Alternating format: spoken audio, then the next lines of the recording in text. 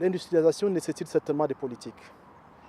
Il faut des politiques plus agressives et plus incitatives au niveau du secteur privé, n'est-ce pas, pour s'y lancer. Il faut certainement aussi avoir des négociations assez serrées au niveau des tarifs, parce que ce qui pourrait, à mon avis, nous jouer contre nous, c'est le fait que les matières premières ne sont pas taxées, alors que les produits à valeur ajoutée sont taxés. Alors, il s'agit aussi donc de mener ce combat pour que les taxes sur les produits finis, n'est-ce pas, soient réduites au minimum.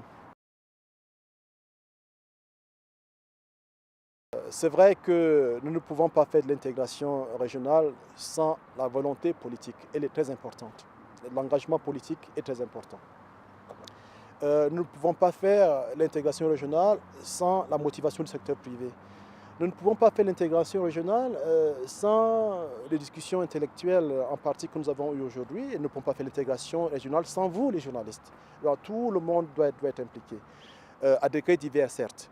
Je pense que nous, en tant qu'institution africaine, nous continuons à faire notre travail qui, avec ou sans implication politique, se fait. La construction d'une route entre deux pays se fait, c'est un objectif très clair. La construction, l'électrification, n'est-ce pas, des pays, la construction de ponts entre deux pays se fait même sans implication politique. Mais il y a certainement d'autres aspects de l'intégration, la facilitation du commerce et beaucoup d'autres actions qui nécessitent absolument donc cette implication politique. Et tant au niveau de la Banque africaine qu'au niveau des DEREX, mais aussi de l'Union africaine, je pense que c'est un objectif commun de combat.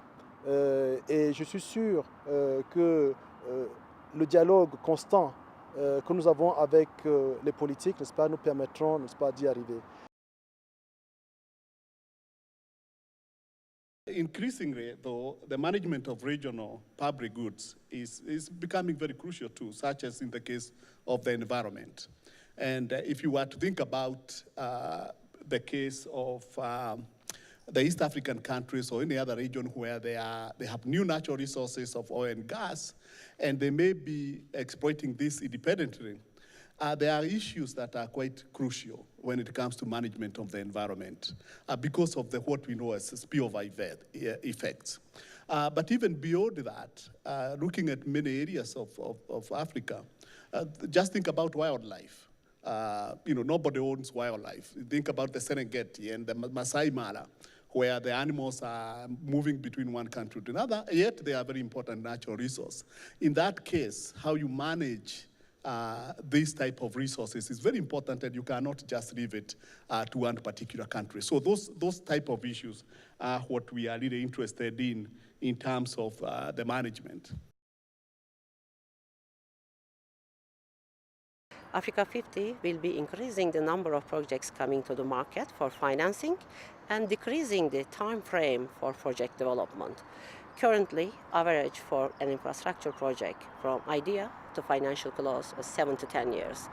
We target to cut it by half. So this will increase the delivery of infrastructure projects, not on number, but also in shorter time frame. Infrastructure is very important, it's key.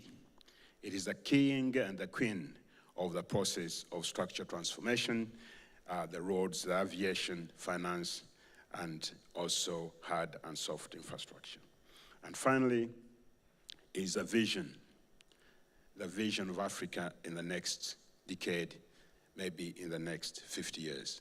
The vision that is now being projected by the African Union that we share also at the ADB and also the Economic Commission of Africa that we are supporting in various ways. The Vision 2063. Luckily, most of us might not be there, but so it's also a vision of faith. How do you want Africa to be?